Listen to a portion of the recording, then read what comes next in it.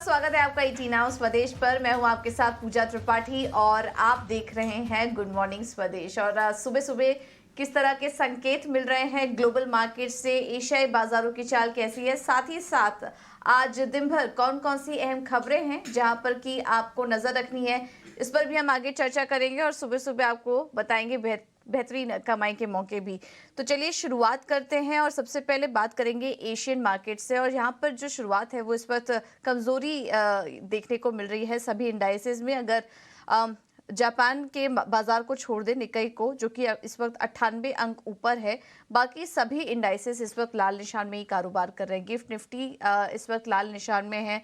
Hong Kong के बाजार में 334 अंकों की गिरावट है। कोरिया के बाजार 15 अंक नीचे हैं और चीन के बाजार भी देखेंगे तो वो भी लाल निशान में ही ट्रेड कर रहे हैं। तो इस वक्त शुरुआती संकेत मिल रहे हैं एशियाई बाजारों से वो हल्की कमजोरी के हैं।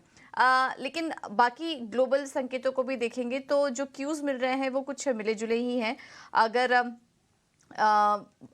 अमेरिकी बाजारों की बात करें तो यहाँ हमने कल देखा कि डाउ जोन्स लगातार 6वें दिन था जब बढ़त के साथ बंद हुआ और अमेरिकी बाजार इस साल की अगर बात करें तो अपनी ऊपरी स्तर पर यहाँ पर क्लोजिंग देखने को मिली है। S&P 500, नैस्डैक तीनों ही हरे निशान में बंद हुए हैं। बाकी कुछ बड़े क्यूज तो नहीं मिल रहे हैं। हाँ, काफी सारे नंबर्स आ रहे हैं जिसका कि असर हम देख रहे हैं कि बाजार में पड़ रहा है और इस हफ्ते काफी सारे बड़े बैंकों के भी नतीजे आएंगे जिस पर की नजर रहेगी। स्टॉक स्पेसिफिक एक्शन काफी नजर आया। एप्पल के शेयर में हमने देखा कि करीब करीब 2% की तेजी थी। यहाँ पर मॉर्गन स्टैनली की रिपोर्ट है जिसमें कि टारगेट ऊपर की तरफ बढ़ा दिया है। $220 का यहाँ पर लक्ष्य देख रहे हैं एप्पल के लिए। और इस रिपोर्ट के आने के बाद हमने देखा कि एप्पल के स्टॉक में तेजी थी। इसके अलावा जेपी मॉर्गन और टेस्ला जैसे स्टॉक भी 2 से 3% की बढ़त के साथ कारोबार कर रहे थे। जेपी मॉर्गन में भी लगातार दूसरा दिन था जब हम देख रहे थे नतीजों का इम्पैक्ट यहाँ पर नजर आया। और इस हफ्ते भी काफी सारे बड़े नतीजों पर नजर रहेगी। अगर आज आने वाले नंबर्स की बात करें तो छोटे मझोले बैंक और कुछ दिग्गज बैंकिंग स्टॉक्स भी अपने नतीजे घोषित करेंगे। Bank of America, Morgan Stanley और इसके अलावा PNC financial, bank of New York मिलन, ये कुछ नंबर्स हैं जिस पर की हमारी नजर रहेगी। यूरोप के बाजारों से संकेत मिले जुले ही हैं। एशियाई मार्केट पर फोकस बना हुआ है और हम देख रहे हैं कमजोरी के साथ शुरुआत है। चीन में कमजोर जीडीपी के आंकड़े कल आए जो हमने कल आपको हाईलाइट किया, उसके बाद वीकनेस देखने को मिल रही है। और आज रिजर्व बैंक ऑफ ऑस्ट्रेलिया अपने जुलाई पॉलिसी के मिनट्स भी जारी करेंगे। तो देखना होगा कि इस वक्त एशियन मार्केट्स में किस तरह का रुख बन रहा है, वहां के सेंट्रल बैंक क्या हाईलाइट कर रहे हैं, इस पर हमारी नजर रहेगी। अन्य संकेतों की बात करें तो बॉन्ड मार्केट और कमोडिटी मार्केट स्टेबल ही हैं। बॉन्ड यील्ड्स लगातार 2 दिन की गिरावट के बाद अभी भी 3.8% पर स्टेबल है। डॉलर इंडेक्स 99 के पास है। सोना फेड के बैठक के पहले हम देख रहे हैं कि एक दायरे में कारोबार कर रहा है। लेकिन कल हमने देखा कि कच्चे तेल में वीकनेस आई, करीब 1.5% टूटा कच्चा तेल, क्योंकि चीन में जो कमजोर आर्थिक आंकड़े आए उसके चलते मांग को लेकर कुछ चिंता बढ़ी और जिसके बाद हमने देखा कि उसका असर कच्चे तेल में देखने को मिला, जिसको कि कल हमने आपके सामने हाईलाइट भी किया था। तो इस वक्त अगर सुबह सुबह संकेत देखें तो काफी मिले जुले से क्यूज मिल रहे हैं भारतीय बाजारों के लिए। एक बार एफआईआई और डीआईएस के आंकड़े भी समझ लेंगे, फिर एफएनओ सेटअप से भी समझने की कोशिश करेंगे कि वो क्या कह रहे हैं। एफआईआई के आंकड़ों की बात करें तो कैश मार्केट में नेट 70 करोड़ के खरीदारी का आंकड़ा है। बहुत बड़ा आंकड़ा इस वक्त नजर नहीं आ रहा है। डीआईएस 64 करोड़ की खरीदारी करके गए हैं। इसके अलावा इंडेक्स फ्यूचर में करीब 217 करोड़ की खरीदारी और इंडेक्स ऑप्शन में 3790 करोड़ की खरीदारी है। बहुत ही छोटे छोटे आंकड़े हैं नेट, लेकिन हम देखेंगे तो खरीदारी की तरफ ही है। तो काफी बैलेंस्ड आंकड़ा यहाँ भी नजर आ रहा है। लेकिन चलिए अब आगे बढ़ते हैं और एफएनओ सेटअप कैसा लग रहा है ये एक बार समझ लेते हैं। और हमारे साथ डिम्पी जुड़ चुके हैं पूरा डेटा लेकर। डिम्पी, गुड मॉर्निंग, बताइए। गुड मॉर्निंग पूजा। अगर आप कुल मिला के एफआईआई के नंबर के हिसाब से मार्केट्स को देख रहे हैं तो नंबर बहुत ज्यादा एक्साइटिंग आपको नहीं दिखेंगे, लेकिन कल निफ्टी ने और सेंसेक्स ने अपना फिर से नया रिकॉर्ड बना दिया। और उसके पीछे एक बड़ी वजह ये भी थी कि कल रिलायंस इंडस्ट्रीज और एचडीएफसी, इन दोनों का कॉम्बो काफी हद तक काम कर गया। तो इन दोनों ही पॉइंट्स में आपको ये ध्यान रखना होगा कि मार्केट्स में जो चर्निंग हो रही है वो बाजार को भी नीचे नहीं आने दे रही है। रिलायंस और एचडीएफसी काफी दिनों से नहीं चल रहे थे, कल उनका मौका था तो उन्होंने नए लेवल्स पे निफ्टी को लेके आए हैं। शॉर्ट करने से फिलहाल अभी बचना चाहिए, भले आपको गिफ्ट निफ्टी जो है 7 पॉइंट अभी नीचे दिख रहा हो, but in spite of this अभी भी निफ्टी पे शॉर्ट करने से बचना चाहिए। रही बात क्या खरीदारी करनी चाहिए कि नहीं, तो उसका जवाब है कि अपना रिस्क रिवॉर्ड जरूर चेक करके यहाँ पे खरीदारी आप कर सकते हैं। अगर आपको ऐसा लगता है कि आप 100-200 पॉइंट कमा सकते हैं तो आप जरूर आए, तो स्टॉप लॉस भी 1:1 की ही रेशियो का रखें, इससे जरा डिस्टर्ब ना हो। दूसरी बात, अगर आपको लग रहा है कि इंडाइसिस के अंदर काम करना नहीं है तो आप फिर स्टॉक स्पेसिफिक हो जाए, क्योंकि अर्निंग सीजन अभी चल ही रहा है और आपको पता है कि अर्निंग्स का इम्पैक्ट काफी मिलता है, तो इसलिए इंडाइसिस छोड़कर अगर आप अर्निंग्स वाले शेयर्स पे आते हैं तो आपको थोड़ा ज्यादा अच्छे से ट्रेड देखने को मिल सकता है। रही बात निफ्टी के आज के सपोर्ट की और बैंक निफ्टी के आज के सपोर्ट्स लेवल की, तो निफ्टी के लिए आज का इंपॉर्टेंट सपोर्ट लेवल है 19,500-600 का, और बैंक निफ्टी के लिए इंपॉर्टेंट है क्योंकि उसने 45,000 कल पार किया है, तो पहले 45,300 देन 45,000 का एक अहम सपोर्ट एरिया है। दोनों के अंदर खरीदारी हुई है, स्पेशली कल बैंक निफ्टी के अंदर जो 13% का ओपन इंटरेस्ट पड़ा है, ये अपने आप में काफी बुलिशनेस लेके आया है वापस से बैंक निफ्टी के अंदर। हो सकता है कि बैंक निफ्टी वर्सेस जो आईटी चलता है, जैसे कल आईटी लास्ट में टूट रहा था, निफ्टी ऊपर आ रहा था, ये सेशन आज आपको आज फिर से देखने को मिले। थोड़ा स्पेसिफिक होकर काम करने की इस समय थोड़ा जरूरत है, कोशिश करें ऑप्शन से थोड़ा बचें। एक तो बृहस्पतिवार को फिर से वीकली एक्सपायरी भी है, फिर 27 तारीख को बड़ी एक्सपायरी आ जाएगी। ऑप्शंस काफी इन्फ्लेटेड है, ऑप्शन से थोड़ा बचना चाहिए।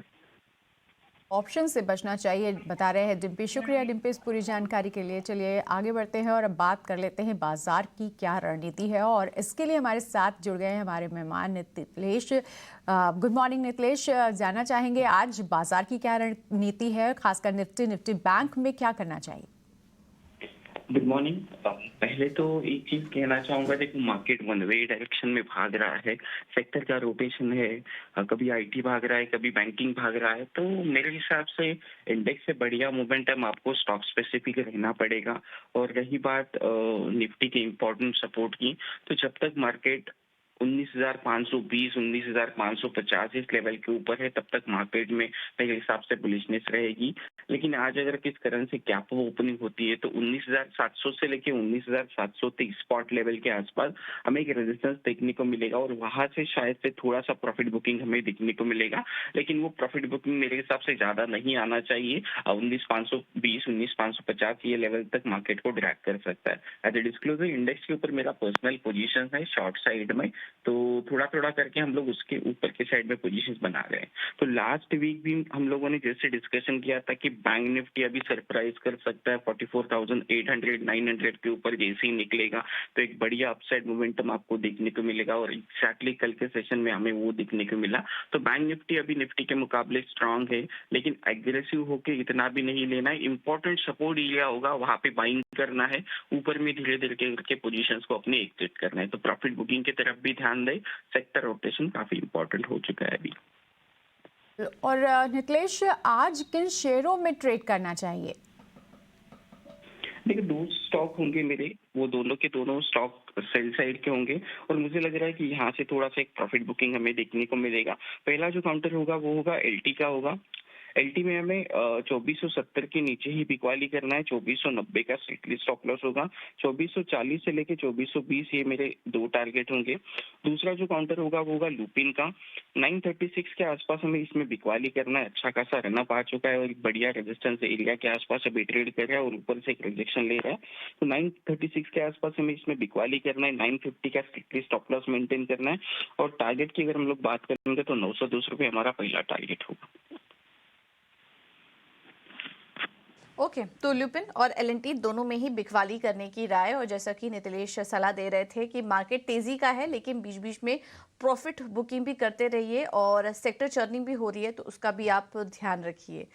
चलिए, बहुत बहुत शुक्रिया नीतिश आपका ये सारी रणनीति बताने के लिए। आगे कुछ और भी हम ट्रेडिंग आइडियाज आपके सामने रखेंगे, लेकिन अब रुक करते हैं खबरों वाले शेयर्स का, और कल बाजार बंद होने के बाद कौन कौन से नतीजे आए ये बताने के लिए शरद हमारे साथ जुड़ चुके हैं। शरद, गुड मॉर्निंग। सबसे पहले नतीजों से शुरुआत कीजिए। जी बिल्कुल, लेकिन सबसे पहले जो है पूजा हम बता देते कि हमारे खबर पे जो है मुहर लगी है। हमने जो है कहा था कि शीला फोम जो है अक्वायर करेंगी करलॉन मैट्रेसेस को, और हमने जो है ये बात कही थी आपको December 28 लास्ट ईयर को, और अब 7 महीने बाद जो है डील की जो है अनाउंसमेंट आई है। अब डील के बारे में बता देते हैं। यहाँ पे शीला फोम जो है लगभग 95% स्टेक की खरीदारी करने वाली है। आपके करलॉन में, और ऑलमोस्ट इसका जो कैश डील रहेगा 2150 करोड़ का रहेगा। ओवरऑल वैल्यूएशन देखें तो सस्ती पड़ेगी आपको शीला फोम के लिए, और जो संगठित मार्केट शेयर है ओवरऑल दोनों कंबाइंड एंटिटी का अब वो 50% से ज़्यादा हो जाएगा।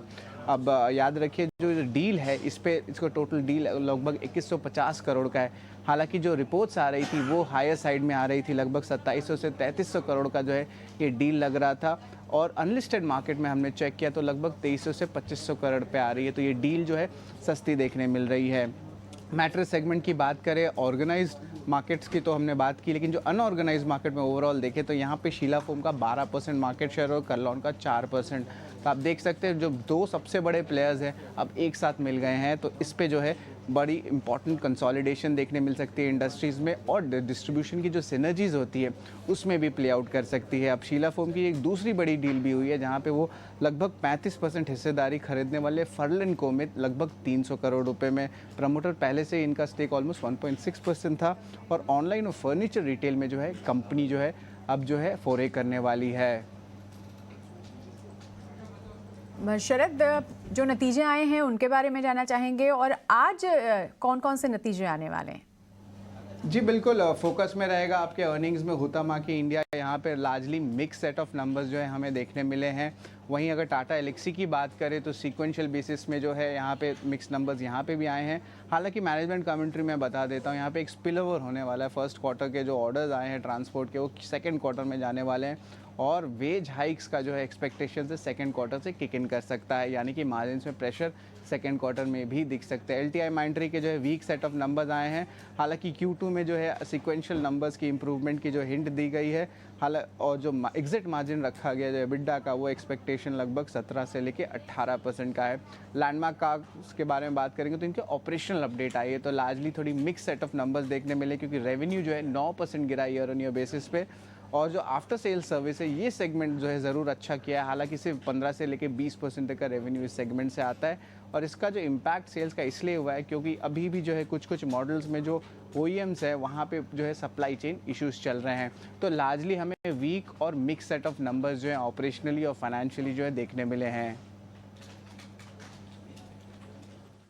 ठीक है, तो लार्जली वीक और मिक्स सेट ऑफ नंबर्स आज के दिन देखने को मिल रहे हैं। शायद इसके अलावा शीला फोम से जुड़ी तो खबर आपने बताई, उसके अलावा और कौन कौन सी खबरें हैं आज के लिए? जी बिल्कुल, प्राइमरी मार्केट एक्शन की बात करें तो जो आप कह सकते हैं नेटवेब टेक यहाँ पे दूसरा दिन का सब्सक्रिप्शन आज खुलेगा। पहले दिन लगभग 2.3 टाइम्स है सब्सक्रिप्शन देखने मिली थी। इंपॉर्टेंट कमेंट्री आ रही है मार्केट आवर्स के बाद। HDFC बैंक यहाँ पे वो रिटर्न ऑन एसेट का जो एम कर रखे हैं वो ऑलमोस्ट 1.9 to 2.1% रखे हैं, और आगे जाते हुए जो क्रेडिट ग्रोथ है मर्ज्ड एंटिटी की वो लगभग 17 से लेके 18% तक रहेगा।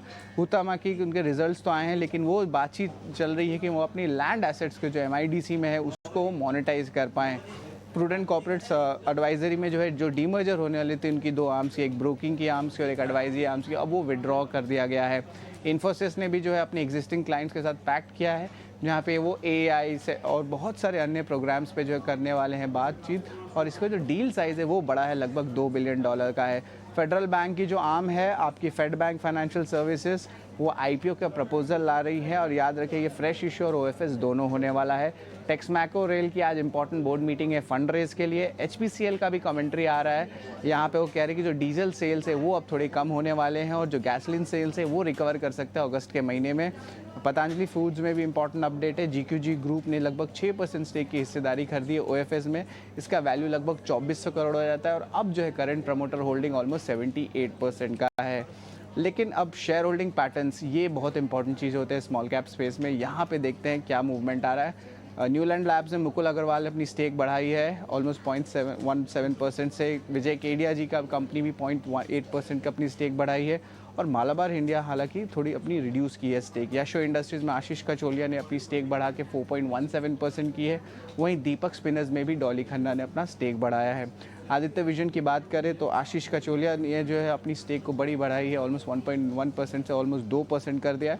और वही सिक्स सेंस वेंचर्स जो है उन्होंने भी अपना स्टेक बढ़ाया है, और वो पराग मिल्क फूड्स के लिए एप्लीकेबल है। और आखिर में मैं बात करूँगा V-Mart रिटेल का, जहाँ पे अमानसा ने अपनी स्टेक बढ़ाई है 6.8% से 9% से ऊपर तक। तो हम देख सकते हैं बहुत सारा important share holding pattern updates भी देखने मिल रहा है। इस पूरी जानकारी के लिए चलिए आगे बढ़ते हैं और अब बात कर लेते हैं ब्रोकरेज हाउसेस की। तो नज़र कहाँ है ब्रोकरेज हाउसेस पर, बता रही हैं वामाक्षी। वामाक्षी, जानना चाहेंगे आज ब्रोकरेज हाउस के क्या संकेत हैं? जी बिल्कुल, शुरुआत करते हैं हम शीला फोम्स के साथ। हम देख रहे हैं कि काफ़ी सारे ब्रोकरेज रिपोर्ट्स आए हैं कंपनी के डील के ऊपर। इन्वेस्टर की तरफ से खरीदारी की राय आ रही है 1420 के टारगेट प्राइस के साथ, और नुवामा की तरफ से होल्ड की राय आ रही है 1162 के टारगेट प्राइस के साथ। बट लार्जली अगर हम देखें तो ब्रोकरेज की कमेंट्री क्या कह रही है, उनका कहना है कि डील काफ़ी पॉजिटिव है, आकर्षक वैल्यूएशंस पे हुई है, और दोनों ही ब्रांड्स के लिए ग्रोथ रिवाइवल एक इंपॉर्टेंट फैक्टर बनेगा। इसके अलावा उन्हें लगता है कि कंसोलिडेशन ये स्पेस के लिए काफ़ी पॉजिटिव फैक्टर रहेगा। ओवरऑल कॉस्ट और सिनर्जी गेन्स भी नज़र आ सकते हैं ऑपरेशनल फ्रंट पर, तो ये भी एक पॉजिटिव है। तो ओवरऑल ब्रोकरेजेस की तरफ से थम्स अप आ रहा है ये डील के लिए। इसके अलावा HDFC बैंक भी हमारे रेडार पर। कल ही कंपनी ने अपने पहले तिमाही के नतीजे रिपोर्ट किए थे, और उन नतीजों पर हम देख रहे हैं कि आज कुछ ब्रोकरेज हाउसेस की तरफ से रिपोर्ट है। मक्वारी ने अपनी आउट परफॉर्म की राय को ज़रूर बरकरार रखा, टारगेट प्राइस दिया 2110 प्रति शेयर का, और इन्वेस्टर की तरफ से होल्ड की राय आ रही है, और उन्होंने अपना टारगेट प्राइस 1710 से बढ़ाकर 1750 कर दिया है। लार्जली ब्रोकरेजेस का कहना है, अगर हम देखें मैक्वारी से शुरुआत करते हैं, तो उनका कहना है कि अनुमान से मजबूत कंपनी ने मुनाफा रिपोर्ट किया है, मेनली लोअर क्रेडिट कॉस्ट के चलते। डिपॉजिट ग्रोथ हालांकि सीजनैलिटी फैक्टर्स के चलते थोड़ी सी वीक रही है, मगर loan growth largely CRB, personal और होम लोन्स के चलते हमने अच्छी दिखी है। ओवरऑल इन्वेस्टर का कहना है कि कोर PPOP यानी कि pre provisioning operating profit merger के बाद वीक रह सकता है, और ये एडजस्टमेंट हमें शायद 2 साल तक कोर PPOP पे नजर आए। इसके अलावा अगर हम देखें, आखिर में हम फोकस करेंगे JSW एनर्जी पर। CLSA की तरफ से रिपोर्ट आ रही है, और ये हाईलाइट कर रहे हैं कि मर्चेंट मार्केट्स कमज़ोर रहे हैं, विंड और हाइड्रोजन जनरेशन को भी इम्पैक्ट हुआ है। अगर हम देखें तो उनका जो रिन्यूएबल एनर्जी की तरफ ट्रांजिशन है वो बढ़ता जा रहा है, मगर रिटर्न्स लोअर एक्सपेक्टेड है। ओवरऑल इसी के चलते CLSA ने बिकवाली की राय को बरकरार रखा है, मगर अपना टारगेट प्राइस उन्होंने 215 से बढ़ाकर 234 प्रति शेयर पर कर दिया है। थैंक यू वामाक्षी इस अपडेट के लिए। चलिए बात करते हैं कमोडिटी मार्केट की, और हमारे साथ रणनीति शेयर करने के लिए SMC ग्लोबल सिक्योरिटीज़ की वंदना भारती जुड़ चुकी हैं। वंदना, थैंक यू सो मच समय देने के लिए अपना 18 आवर्स स्वदेश को।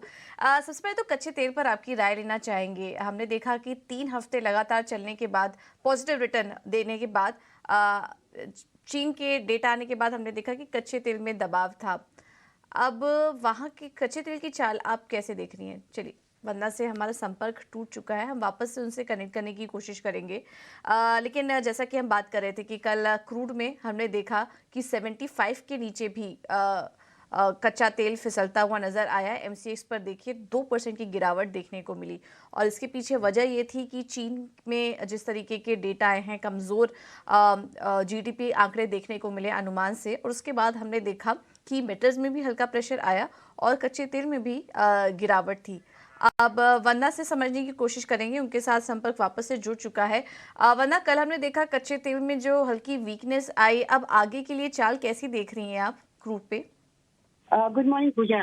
अभी लग रहा है कि एक जो अपसाइड मूव है वो एक बाउंस यहाँ पे आना चाहिए। आज के दिन में डॉलर इंडेक्स में गिरावट है, और उसका फायदा मिलता हुआ दिख रहा है कमोडिटीज में। तो 6076 के करीब यहाँ पे क्लोजिंग हुई थी क्रूड ऑयल में, और मुझे लग रहा है कि प्राइसेस यहाँ पे कुछ सेंट्स ऊपर की तरफ, 17 सेंट्स ऊपर की तरफ ट्रेड हो रहे हैं इंटरनेशनल मार्केट में। तो ये अपने मार्केट में रिफ्लेक्ट हो सकता है। 6075 के करीब यहाँ पे मैं बाइंग रिकमेंडेशन देना चाहूंगी।